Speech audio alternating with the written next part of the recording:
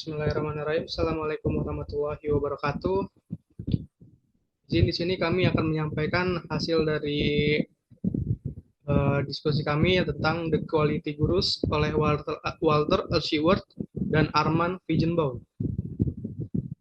Sebelumnya izin memperkenalkan diri. Nama saya Dimas Siti Prasetyo dengan NPM 2015011024 dan rekan saya Muhammad Arif Saifullah Fatah dengan NPM 2015011037. Yang pertama akan membahas tentang Walter Schubert, yang mana Walter Schubert lahir pada tanggal 18 Maret 1891 di New Canton, Illinois.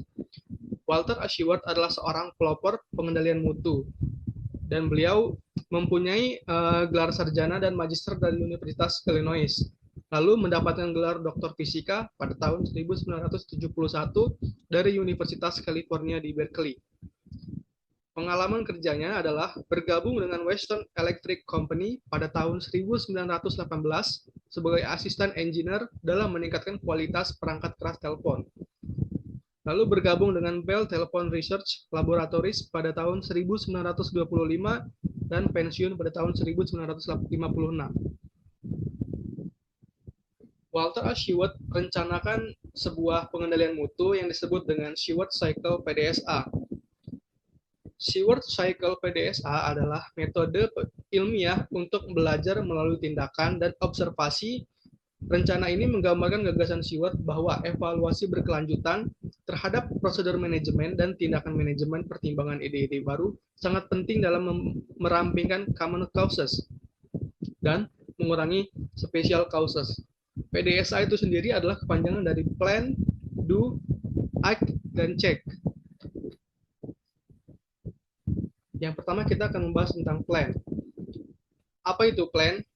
Plan adalah sebuah rencana, yang mana rencana itu akan dirumuskan tentang apa saja yang bisa menjadi pencapaian dari tim ini, lalu perubahan apa yang mungkin bisa dilakukan untuk kedepannya, lalu data apa saja yang sudah tersedia, dan apakah diperlukan pengamatan baru atau tidak. Jika iya, rencana perubahan atau pengujian, lalu menentukan bagaimana menggunakan hasil observasi.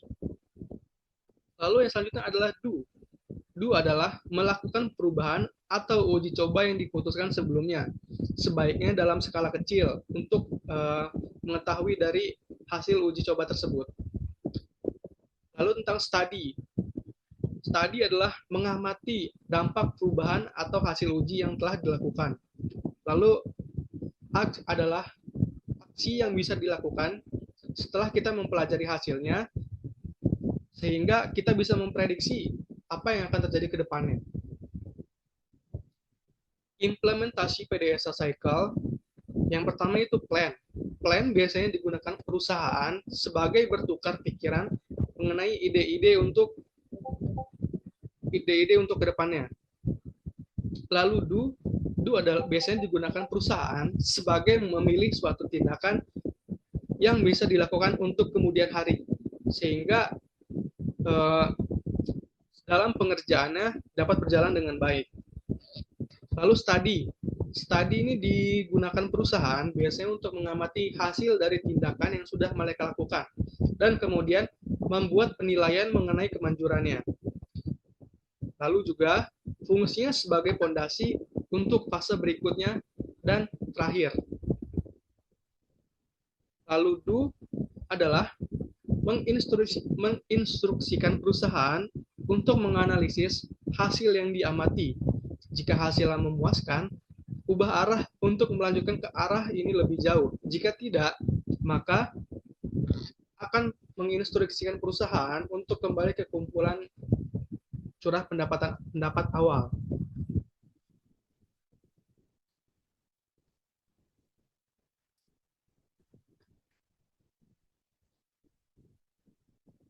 Lalu ada yang disebut dengan Six Sigma. Selama tahun 1990-an, ide-ide Schubert digunakan oleh industrial manager ketika mereka mengadopsi pendekatan Six Sigma terhadap manajemen. Berikut adalah bentuk dari Six Sigma itu sendiri.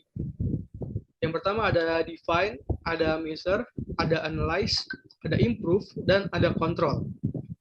Ide-ide Shewhart membentuk dasar bagi sebagian besar metodologi statistik Six Sigma ini. Shewhart sendiri dalam industri dia sangat berkontribusi khusus dan berkontribusi sangat banyak.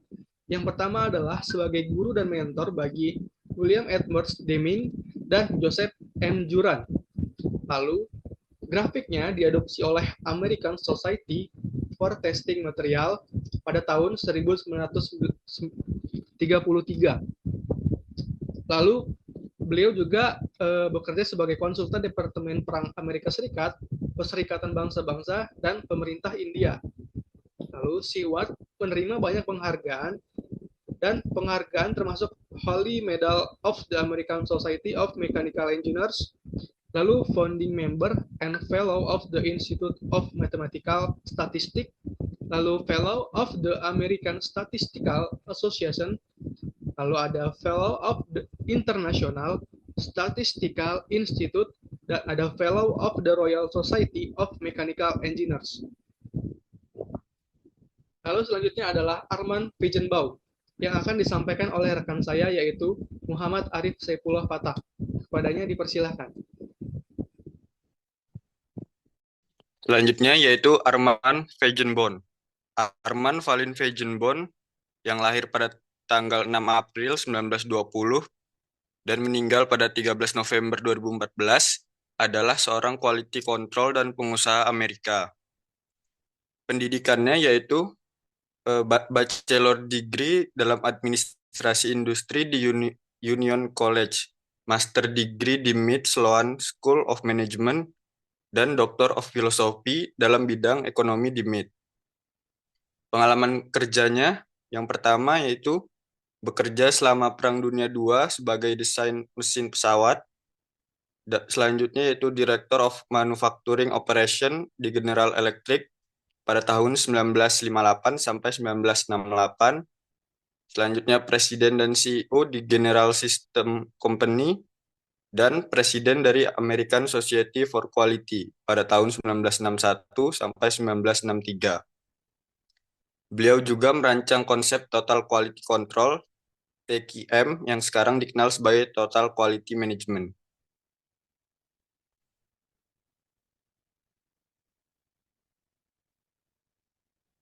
Total Quality Control yaitu adalah pengendalian mutu secara menyeluruh, merupakan suatu sistem efektif yang memadukan upaya pengembangan mutu, pemeliharaan mutu, dan peningkatan mutu pada berbagai kelompok dalam suatu organisasi, sehingga memungkinkan produksi dan layanan pada tingkat paling ekonomis yang memberikan kepuasan penuh kepada pelanggan.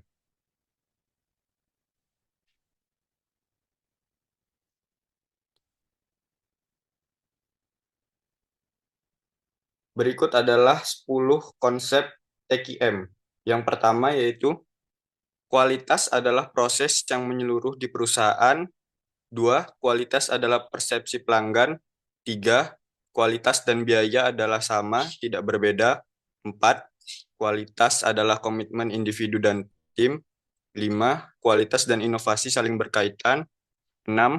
Mengelola kualitas adalah cara mengelola bisnis. 7. Kualitas adalah prinsip. 8.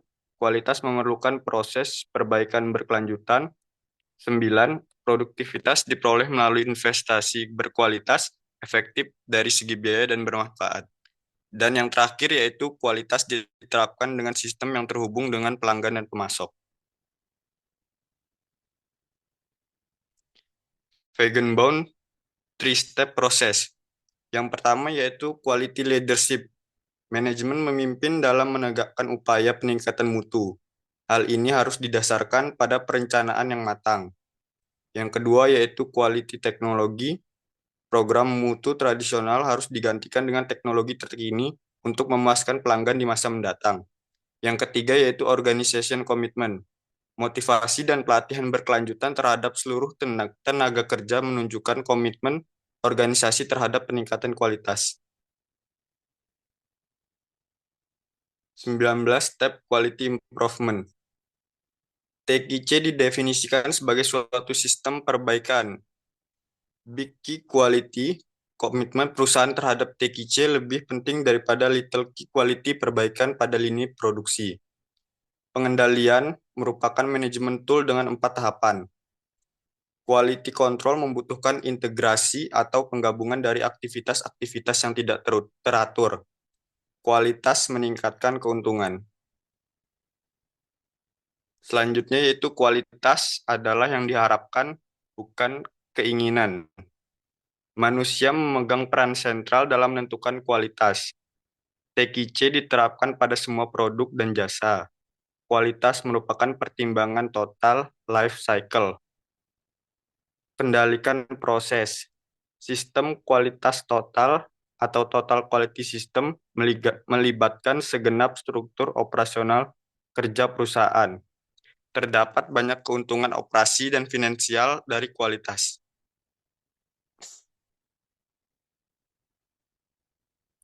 Selanjutnya yaitu biaya kualitas adalah berarti untuk mengukur aktivitas pengendalian kualitas, mengorganisasikan untuk mengendalikan kualitas, atau organize for quality control. Selanjutnya para manajer adalah fasilitator kualitas, bukan penangkap atau polisi kualitas. Kerja keras untuk komitmen berkesinambungan. Pergunakan tool statistik. Otomatisasi bukan suatu yang salah, dan yang terakhir yaitu kendalikan kualitas pada sumbernya. Implementasi.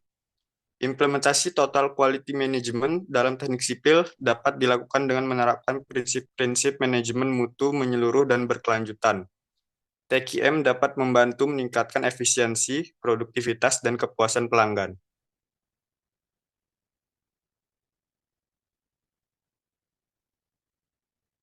Selanjutnya yaitu manfaat TQM dalam sipil. 1. Menghilangkan pemborosan dan inefisiensi dalam proses pembangunan. 2. Memastikan kebutuhan pelanggan terpenuhi. 3. Mencapai pangsa pasar yang luas. 4. Menghasilkan suasana kerja yang kondusif. 5. Mengurangi pengerjaan ulang tenaga kerja. 6. Meningkatkan jadwal proyek secara keseluruhan.